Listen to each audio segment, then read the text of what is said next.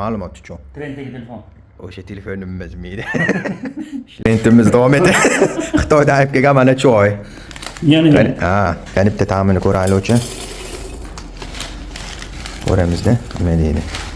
Kofeni atmen qildilar, yo'q dedilar. Xitoydan choy olib kelganman, o'shani damdan quyiladi-da, joyini qarab turib, buni to'xtashiladi buni. Choy turib, ha, buni chaqab turib, endi buni to'xtashamiz buni. Xitoylik odamlar qanday? Buni to'xtashamiz. Bitta bitta to'xtashamiz. Endi buni tepasiga choy damlaymiz.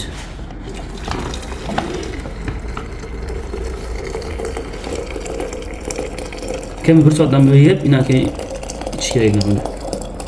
O'zi 1 soat turadilar bular. 1 soat turmasalar tam bermaydi. Bo'ldi. Hech ko'rib bilamiz-da ta'mini. Kutarkanimizdan ungacha kofe ichib turaveraylik, uni bu kishi dam yegunlarigacha. Bitta yaxshi. Bo'ldi, qani ko'ramiz.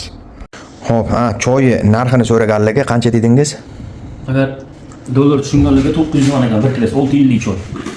Xitoyda choyni qancha ko'p ushlab turib so'tilsa, surib o'tsa, choy yaxshidan bo'lar ekan. 650 choy ekan.